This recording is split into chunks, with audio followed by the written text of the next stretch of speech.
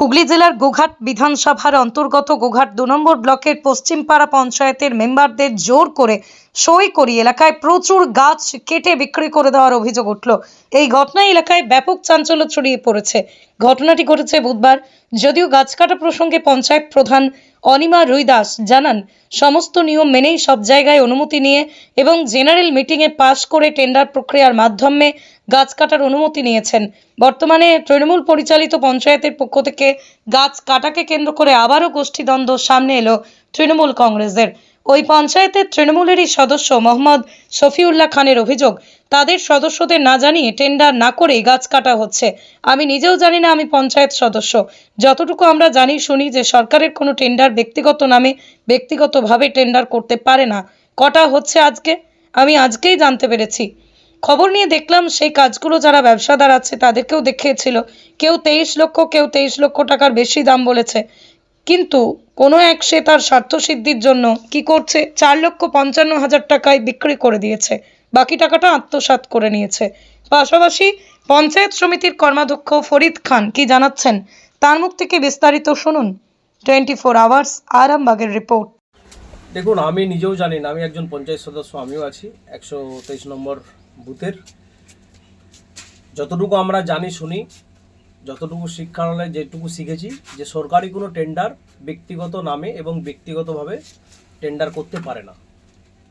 দ্বিতীয়ত হচ্ছে, যে গাছগুলো কাটা হচ্ছে আজকে, আমি আজকেই জানতে পেরেছি, খবর নিয়ে কোয়ারি করে দেখলাম, সেই গাছগুলো আমার কয়েকটা এখানকার যারা ব্যবসাদার আছে তাদেরকেও নাকি এর আগে দেখিয়েছিল, তারা কেউ 22 লাখ, কেউ 21 লাখ, কেউ 17 লাখ টাকা দাম দিয়েছিল। তো কোনো এক ব্যক্তি তার নিজের স্বার্থসিদ্ধির জন্য সে কি করেছে, 4,55,000 টাকায় বিক্রি করে দিয়েছে, বাকি টাকাটা নিজেদের আত্মসাৎ করে নিয়েছে। তার প্রতিবাদে তীব্র প্রতিবাদ আমরা জানাতে চাই। আমার সকল এখানকার তৃণমূল কংগ্রেসের যে সকল কর্মীগণ এবং জনসাধারণ মানুষ এবং উভয়, কেননা যে পঞ্চায়েতে আমাদের কোনো ওল্ড ফান্ড নেই, সেই ওল্ড ফান্ড আমি যাতে করে চাই যে যদি এইটা যেখানে 4,55,000 টাকার গাছটা কাটা হচ্ছে সেটা যদি ওপেন হতো, তাহলে কম বেশি ওখানে আমার পঞ্চায়েতের ইনকামটা বেরিয়ে আসতো, ওই টাকা থেকে মানুষের উন্নয়নের কাজে লাগানো যেত। আমার এই জায়গাটাই আপত্তি যে অবৈধভাবে কাজ করবে কেন। আর একটা কথা হচ্ছে, প্রধান তার নামে টেন্ডার করেছে।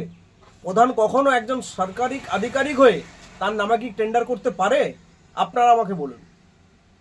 দাদা, কোন জায়গায় গাছটা কাটা হচ্ছে? গাছটা কাটা হচ্ছে শান্তিপুর, ওই যে হাতেম পাঠানের মিল থেকে শান্তিপুর রঘুকুণ্ডুর বাড়ি অবধি, মানে ওর জমির অবধি। দাদা, ওখানে স্থানীয়রা ছবি তুলতে গেলে তাদেরকে মারধর করা হয়, ফোন করে নেওয়া হয়, এমনও অভিযোগ উঠেছে। দেখুন, স্থানীয়রা দেখুন, আমি যদি লিগ্যালভাবে প্রসেসভাবে ভালো করে কাজ করি, মানুষজন কেউ যদি আসে সহমতভাবে চলতে পারবো। আর আমি যদি চুরি করে কাজ করি ওখানে, তা আমার তো ভয় থাকবে। কেউ যদি বাবা ভিডিও করে নিল নাকি, কেউ কোনো কিছু করছে নাকি, তা আমার তো ডট থাকবেই। আর দাদা এই জায়গায় কয়েকটি লোককে 200, 400, 500 টাকায় বিক্রি হয়ে গেছে। তারা তাকে সাপোর্ট করছে। কদিনের খেলা এটা? মমতা বন্দ্যোপাধ্যায়, অভিষেক বন্দ্যোপাধ্যায়, সুব্রত বক্সী মহাশয় বারবার বলেছেন, দলকে সামনে রেখে যদি কেউ কিছু করে দলের মধ্যে বরদাস্ত করবে না। তাই আমরা সমস্ত কিছুটাই তথ্য সহকারে, লিখিত সহকারে বিডিও, ডিএম এবং যেখানে যে ফরেস্টার অফিস, যে বিটার অফিসার আছেন ওনার থেকে অভিষেক বন্দ্যোপাধ্যায়ের অফিস, সুব্রত বক্সী মহাশয়ের অফিস এবং মমতা বন্দ্যোপাধ্যায়ের নিজের যে অফিসে যেখানে সব কিছু অভিযোগ জমা পড়ে সেই জায়গায় আমরা পাঠাবো। এর লাস্ট দেখে ছাড়বো দাদা। এর জন্য যদি আমার মৃত্যু যদি হয়ে যায় প্রতিবাদ করতে, যে আমি নতুন প্রজন্মকে বলে যাব যে সরকার আমাদের মামাটি সরকার, মানুষের সরকার। আমাদের মমতা বন্দ্যোপাধ্যায় বলেছেন যে মানুষের পাশে থেকে কাজ করতে হবে, নিজেদের স্বার্থসিদ্ধির জন্য নয়। আমরা পার্টিটা করি, আমরা নেশাতে করি, আমরা পেশাতে নয়। এর প্রতিবাদ আমরা করব। পঞ্চায়েত প্রধান বলছে যে লিগ্যাল ভাবে করা হচ্ছে। পঞ্চায়েত প্রধান পুরো মিথ্যা কথা বলছে। সে বাংলা জিনিস পড়তে পারে না। যে রেজুলেশনটা করেছে সেটা ইংলিশে। আপনারা জানতো, তাকে বাংলা একটা ওয়ার্ড পড়তে বলুন তো দেখি কেমন পড়তে পারে। আমিও তো নিজে উপপ্রধান, আমার নাম এসেছিল, আমাকে বাদ দেওয়া হয়েছে দল বিরোধী কাজ করে। নো প্রবলেম, আমরা পদ চাই না, আমরা মানুষের সেবায় সেবাকৃত করে কাজ করতে চাই। আপনার নাম? মোহাম্মদ শফিউল্লাহ খান। দেখুন, কে কি বললো, মেম্বাররা যদি বলে সেটা তো সম্ভব নয়। তার কারণ হচ্ছে প্রত্যেকটা মেম্বারকে সাধারণ সভার যদি মিটিং ডাকা হয়, প্রত্যেককে পঞ্চায়েতের তরফ থেকে তাদেরকে চিঠি দেওয়া হয়। সেই চিঠির ভিত্তিতে প্রত্যেকটা মেম্বার এসেছে।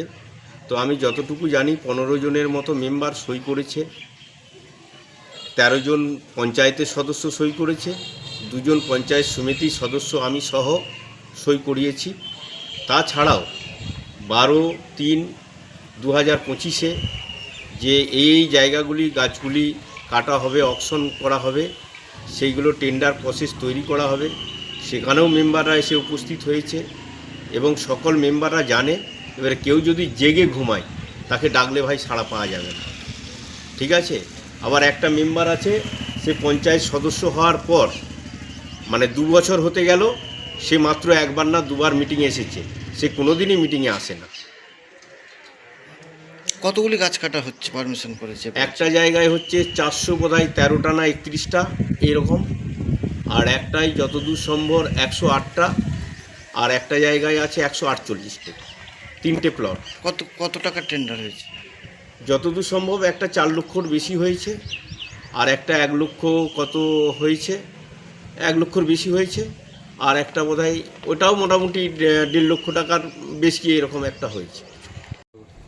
এই যে গাছের পশ্চিমপাড়া অঞ্চলে যে গাছগুলো কাটা হচ্ছে, আপনি এখানে টেন্ডারে গিয়েছিলেন? না, আমাদের জানা না। নোটিশ বোর্ডে তো নোটিশ হলো না না না, এসব কোনো জানা না।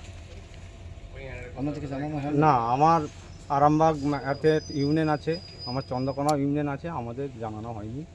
গোপনীয় ভাব বিক্রি করা হয়। কত টাকার গাছ? গাছটা মোটামুটি আপনার ধরুন না 16 থেকে 17 লক্ষ টাকা দাম আছে। কেউ 22 লক্ষ টাকা বলছে। 22 লক্ষ টাকা, এবার যে যার ব্যবসা। আপনার কত দাম আছে? আমার 17 লক্ষ টাকা দাম আছে। আমরা মিটিং ডেকেছিলাম সাধারণ সভা 12 তারিখে। ওই দিনে মেম্বারদেরকে চিঠি করা হয়েছিল, অথচ ফোন করেছিলাম, ওনারা সব আসছিলেন, 2-1 হয়তো আসেননি। আর গাছ কাটা এখন শান্তিপুর পূর্বপাড়া ওই ডিপটয়েল গোড়া থেকে ওখানে গাছগুলো কাটা চলছে, আজকে শুরু হয়েছে। কতগুলো প্লটের গাছ কাটা পারমিশন করানো হয়েছে? 3 জায়গা। এর কি যথোপযুক্ত যে সমস্ত কাগজপত্র সব কিছু হ্যাঁ, আছে? সমস্ত পেপার সমস্ত রেডি আমাদের কত রয়েছে। টাকার গাছ বিক্রি হচ্ছে? ওই শান্তিপুর যেখানে আজকে গাছটা কাটা চলছে ওখানে 4,55,000 টাকা বাজেট হয়েছে। কতগুলো প্লটের ওই একটা প্লটই গাছ কাটা হবে না? না, একটা প্লট নয়, 3টে প্লটে ওখানে আজকে কাটা হচ্ছে। আর তারপর ওই রঙ্গবতী খাল পর্যন্ত, রঙ্গবতী খাল থেকে কুলতলা রাস্তা অবধি, আর একটা ওই শান্তিপুর সাঁওতালডাঙ্গা ওখানে একটা।